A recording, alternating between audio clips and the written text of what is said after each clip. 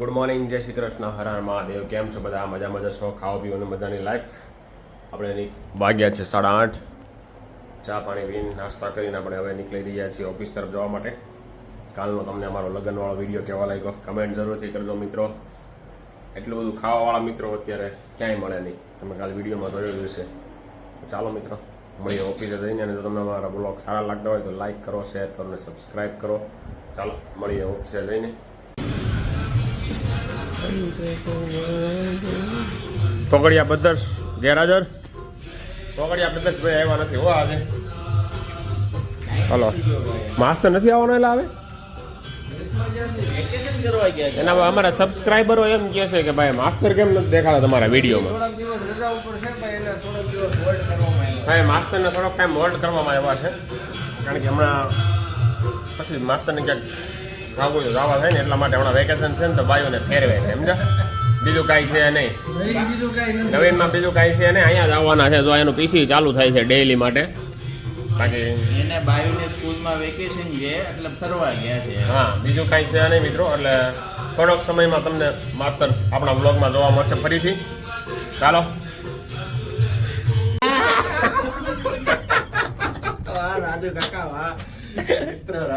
હા ઓ ભાઈ, ભગત અત્યારે ફાયર છે હો ભાઈ. ભગતના વ્લોગ વાયરલ જાય છે અત્યારે બધાય. ધબધબાટી બોલાવે છે ભગત હો ભાઈ. એકદમ મસ્ત. નેક્સ્ટ સૌરભ જોશી છે. જી વેગન લેવાની ભાઈ, આમ જો નેક્સ્ટ સૌરભ જોશી છે ભાઈ. જી વેગન લેવાની. ભગત હો ભાઈ. Future celebrity. જી વેગન નહીં, પછી તો નહીં બધે બી વેગન લે છે ને ભગત. ભગત વેગન 25. આમ જો ભગત જો બુલેટ હો. આ ઉડે તો જા નકર ઘા. હોય બે ગાડી તો બહુ થઈ ગઈ ભાઈ. પૂરા ભાઈ લઈ લો ત્રીજી. હા થઈ ગઈ ભાઈ, હવે 3 ગાડી તો. અલા બે બહુ થઈ ગઈ. પક્કા ભાઈ ક્યાં બેહાડીશું?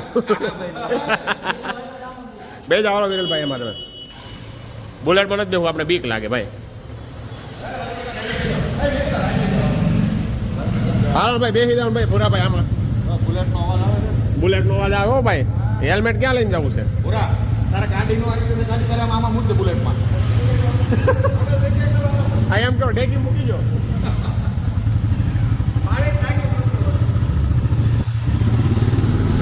અંધારું હા. કાલે એલા ગાયું અહીંયા આવી ગઈ જો, પોદળા ખાવા કરી ગઈ.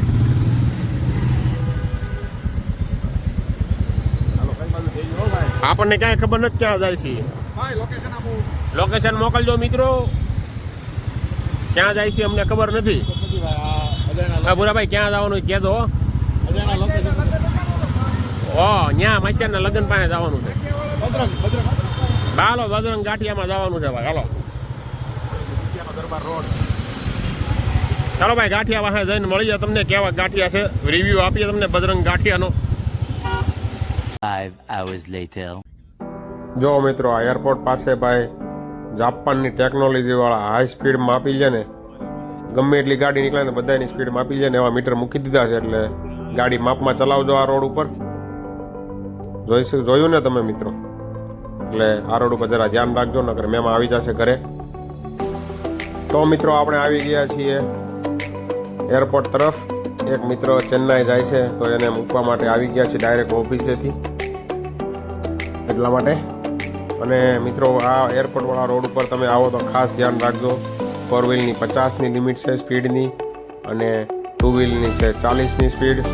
તો ગાડી જાળવીને ચલાવી, કારણ કે તરત જ મેમો આવી જશે. અને આ એટલી ફાસ્ટ સિસ્ટમ છે ને કે એટલી ગાડી નીકળે ને એટલો બધાયનો મેમો બતાવી દે ને, બધાની સ્પીડ બતાવી દે ને એવા કેમેરા મૂક્યા છે ભાઈ. જાપાનની ટેકનોલોજી, અત્યંત આધુનિક ટેકનોલોજી મૂકી છે આ રોડ ઉપર સ્પીડ માટે.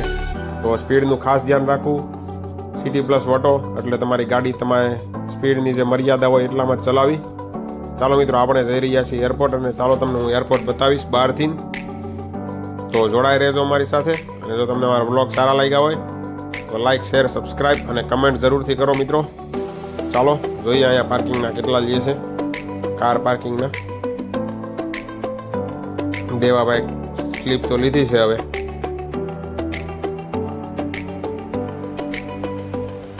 ચાલો ભાઈ, રિટર્નમાં પૈસા આપવાના છે એવું કીધું. તો જોઈ શકો છો મિત્રો આપણો રાષ્ટ્રીય ધ્વજ દેખાઈ રહ્યો છે. જોરદાર એરપોર્ટ બનાવી નાખ્યું જો ભાઈ. પહેલાં આવું નહોતું. આ બહારનું એલિવેશન મસ્ત બનાવ્યું છે લાકડાનું. આપણે અહીંયા ગોવા ગયા ને ત્યારે આવ્યા હતા છેક, પછી તો કંઈ આવ્યા નથી આ એરપોર્ટ ઉપર. પછી આપણે 1-2 જગ્યાએ બહાર ગયા હતા, પણ આપણે મુંબઈ એરપોર્ટથી ગયા હતા એટલા માટે ખબર નથી સુરત એરપોર્ટમાં. બાકી અત્યારે સુરત એરપોર્ટ જોરદાર બની ગયું છે ભાઈ. ચાલો જોડાઈ રહેજો અમારી સાથે.